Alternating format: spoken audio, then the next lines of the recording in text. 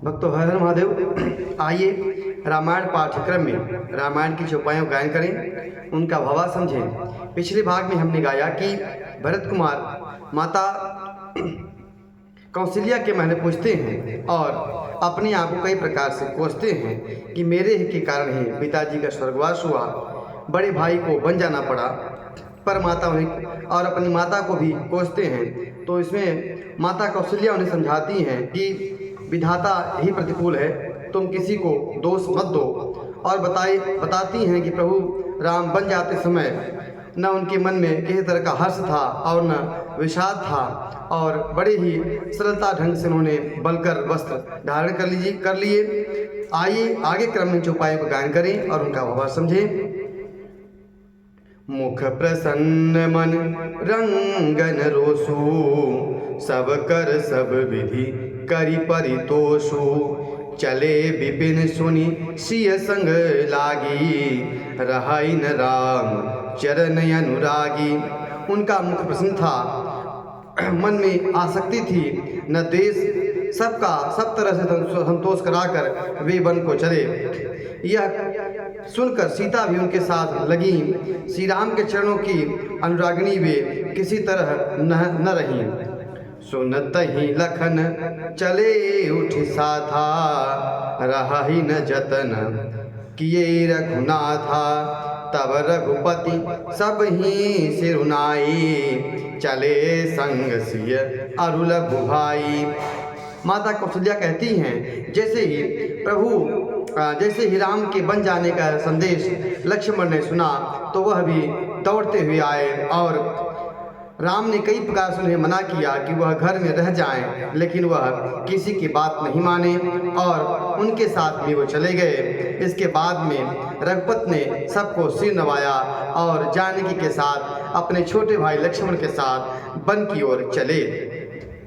राम लखन सिय बन ही सिधाए, गयु संगनत प्राण पठाए।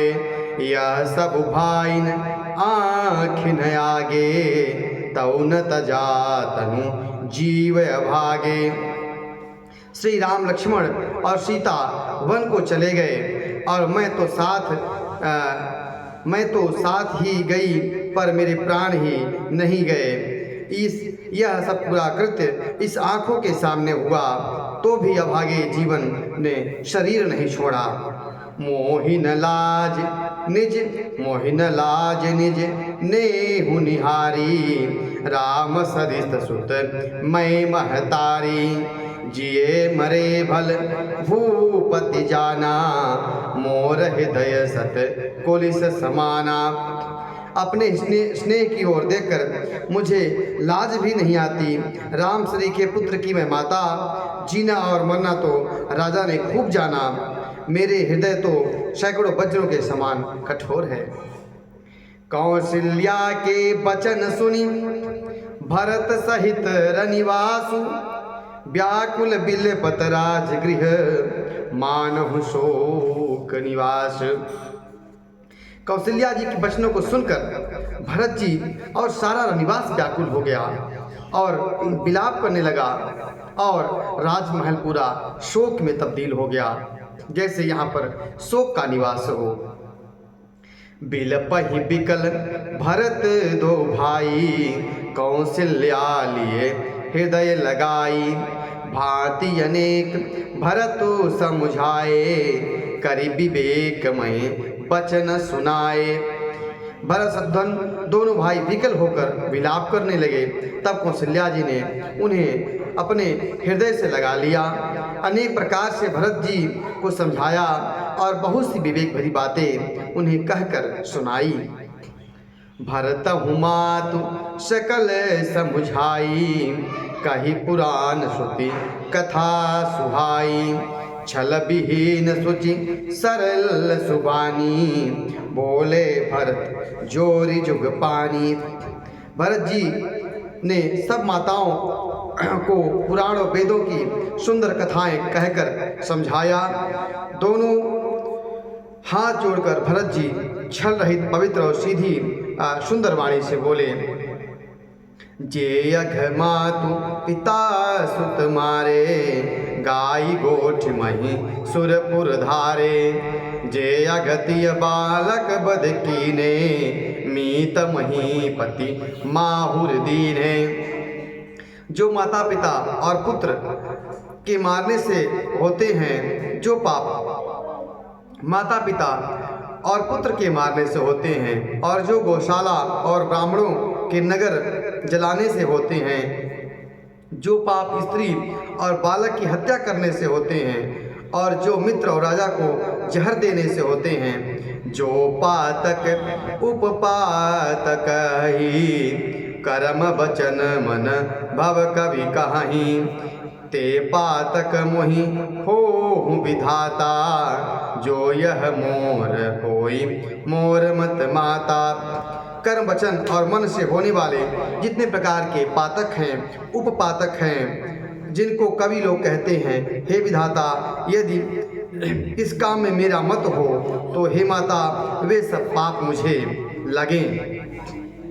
जे परिहरि हरिहर चरण, भजहि भूत गण घोर।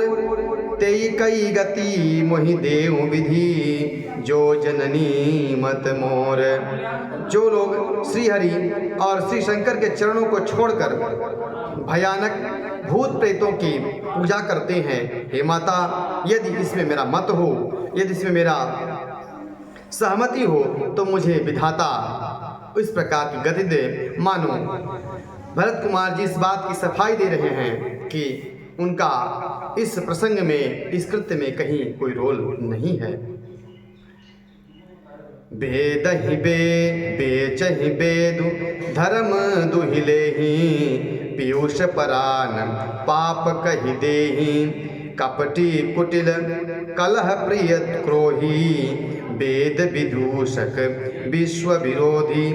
जो लोग वेद को बेचते हैं, धर्म को दूह लेते हैं, चुगलखोर हैं और दूसरे के पापों को कह देते हैं, जो कपटी कुटिल कलह प्रिय हैं और क्रोधी हैं, और जब वेदों की निंदा करने वाले हैं और विश्व के विरोधी हैं।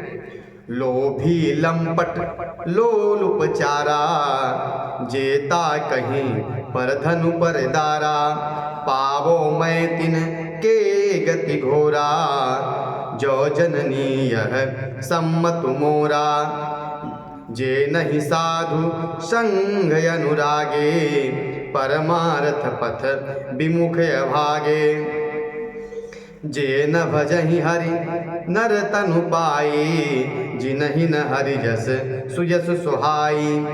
भरत जी कहते हैं, जो लोभी हैं, लपट हैं, लालचियों का आचरण करने वाले हैं, जो पराय धन और पराई स्त्री को ताक में रहते हैं, हे जननी, यदि इस काम में मेरी सम्मति हो तो मैं ऐसी भयानक गति पाऊं। जो जिनका सत्संग से प्रेम नहीं है, और जो परमार्थ से विमुख हैं, और जो मनुष्य तन पाने के बाद जिनका भगवान श्री हरि के चरणों में प्रेम नहीं है।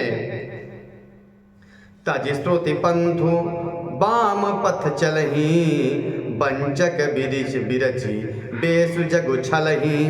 तिनके गति मोहि शंकर देव, जननी जो यहु जानो भो। जो वेद मार्ग छोड़कर वेद के प्रतिकूल काम करते हैं, जो ठग हैं और जो वेश बनाकर जगत को छलते हैं, हे माता, यदि इस भेद को मैं जानता भी हूँ तो शंकर जी उन लोगों की गति मुझे दें। भरत मातु के वचन सुनी, साचे सरल सुभाय।